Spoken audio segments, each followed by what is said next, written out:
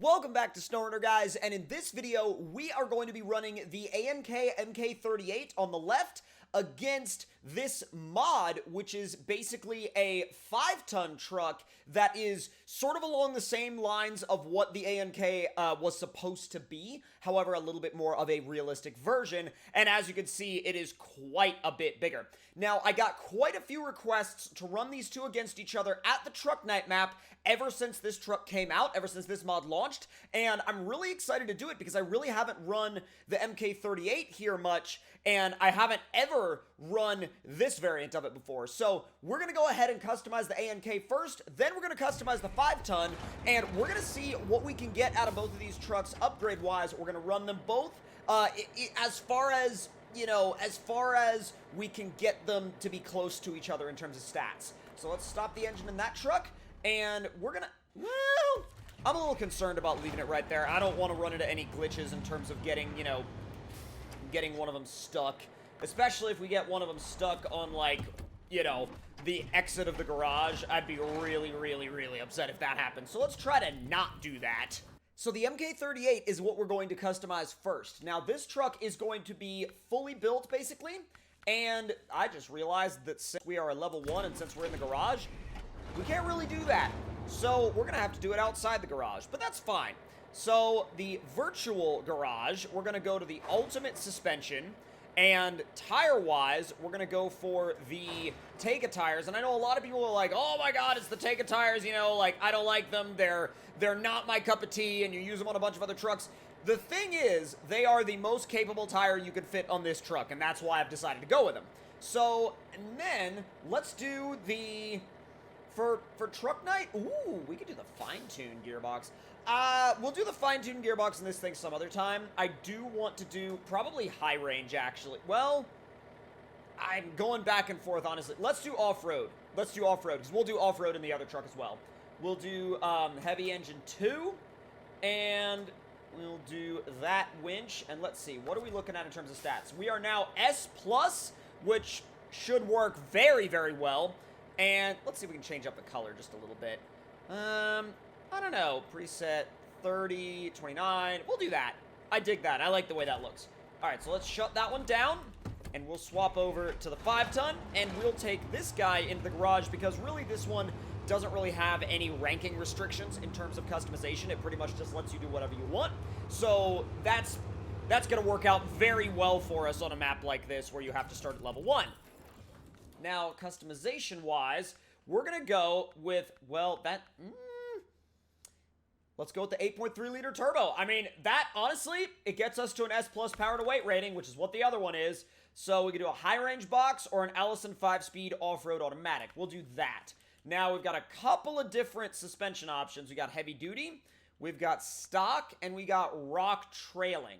So this one, it says this is just a show-off suspension. Some may say it performs better on rocky or very uneven terrain. Some may say it puts the center of gravity higher up and makes the truck prone to tip over. Now, I'm not completely sure, but let's go with heavy duty. I'm thinking heavy duty is probably going to be the best option here. So right now we're running the 54-inch standard military tires. We could do the 55-inch wide off-road tires, or we could do the 55-inch Michelin Super Singles. Or, let's see, DCB Dakar singles. And we could also do, off-road-wise, we have some dually configurations. And we also have some winter tires that we could do. Now, I'm thinking for this, I'm probably going to go with the 55-inch wide off-road tires because they have an excellent rating in everything. And they are pretty much the tallest tire we can fit. And winch-wise, we're going to go with advanced medium. And spare wheel we've technically already got. Throw the diff lock on it. And let's see, we got a flatbed, maintainer... flatbed with sideboard. Let's just go with flatbed. I mean, that just makes the most sense, I think. It'll look the most similar to the... Well, if we wanted to look the most similar to the other one, we should probably go with the sideboard flatbed. That makes the most sense. So exhaust-wise, we really have one option, and we can do the heavy bumper, but the heavy bumper is going to kind of mess with the approach angle a little bit. Now, we have a lot of wheel choices here, actually. Like, a lot of wheel choices. The thing is, I really like the default ones. I think the default ones look great. Now, ooh, I like that. I like the desert tan a lot. Let's go with the desert tan, because the other one has basically the camo version of that, and unfortunately, we don't have any interior customization options, but that'll be fine, and we kind of ended up inside the other truck. Kind of, not really, but kind of. So let's line up next to the ANK now, and here is where I want you guys to let me know in the comments down below which one you think is going to win and which one you think is going to perform better, and then at the end of the test, I want you guys to let me know in the comments if you were surprised by the performance of either of these trucks. So without any further ado, we're going to go ahead and stop that one, and we're going to run the ANK first. So let's fire it up in 3, 2, 1, go! Gets off the line quick, that's for sure. It definitely feels like it has a S+ power to weight rating, especially for a standard truck. Trying not to get any damage by jumping that too hard. Now, the nice thing is that all-wheel drive and diff lock are always on this one, so they can be run in high range or for high, basically. So, getting through the mud very easily, especially for a stock truck, not really having any issues at all. Really putting that 6x6 power down. High range up the hill. Again, no issues. No issues at all, really. Up and over. Easy. Nice and easy. There you go. Honestly, doing really, really well. Really, really well. There you go. A little bit of damage, but nothing too bad. We're not really going to worry about towing the little Chevys this time. This one is definitely going to be more focused on the actual performance of just both of these trucks.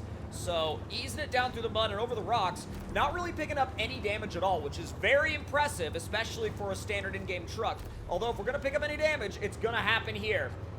Big air into the water, no damage. Yet again, very impressive. It'll go into high range, but it's not really all that effective because it just starts spinning all of its power away. Now, low plus seems to do very well in the water, and I actually, now that I think about it, I feel like the fine-tuned gearbox would have been a perfect route for this thing, because this thing is a diff lock always on, all-wheel drive always on vehicle, and so you wouldn't have to worry about the diff lock getting disengaged when you were going between the low ratios. So I definitely would suggest going with that if you're going to do this comparison or test yourself. And honestly, I really want to test out the ANK on its own with the fine-tuned gearbox. So let's ease ourselves up onto this rock here. Little bit of engine damage, but nothing to freak out about for sure. Made its way through the rock crawling section pretty easily. Up the rock ledge now, or the rock face. Whoa, starting to stall out at the top though. But that 6x6 configuration, once again, makes it very easy to get over the top and really prevents high centering. Speaking of high centering, will we high center on this bridge? Probably not, but it's worth a try. Woo. Well, if it didn't high center on that part, it's not going to high center on the other parts. Whoa! Oh, God! Scraped the bottom of the engine coming off the bridge. I did not mean to do that. Let's see if I can... Oh, my God. Big damage. Big damage. Tried to get over these logs in high, and it'll do it, but it will take, oh my God, it will take all of the damage that it can while doing so. And don't worry, I'm going to do this fairly. I'm going to test the other truck. Oh no! And I guess that's what happens when you have absolutely no suspension travel anymore, and your truck also has 2 flat tires, and you try to drive it like a Baja truck, and you flip it over.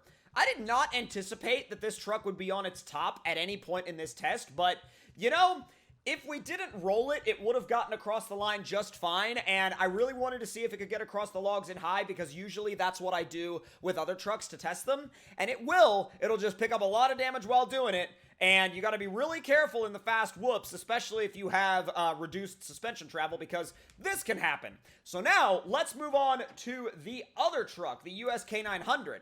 So let's fire this thing up. This is going to be my very first time ever driving this down the truck night course. Now, we're running a much bigger tire. However, we don't have the option to have our diff lock always on. So 3, 2, 1, go! Gets off the line pretty well. Fairly similar feeling to the other truck, I've got to say. 5-speed in automatic as opposed to 4-speed, which is nice. We'll throw it in high, see how it does through the mud. Wow, that's impressive. You could definitely tell that the taller tires are coming into play there a lot. No damage, even when kind of giving that concrete block a slight bump. Even in, like, in high range, that's impressive. Oh, stalls out at the top of the hill, which I kind of figured it would, but once you put it in low plus and you throw the lockers on, the lockers make sure you're good to go. I don't really see this thing getting stopped by anything when you have the lockers on. All right, throw it back into high, and let's get out of here. We'll leave it in auto mode for this part. Still no damage, although I nicked that little beam back there. Oh, no! That was weird. The transmission decided that because it saw mud, it needed to shift all the way back down to first, and then when I tried to put it back into high, I was too late. Come on, there's fourth gear. Easy. Will it make it through the water in high? If it makes it through the pond in high, I'll be very impressed. Nope. Low plus with lockers, it'll do it just fine, but high range through the pond is not going to happen. There's a very select group of trucks that can run through that pond in high range and not even worry about it.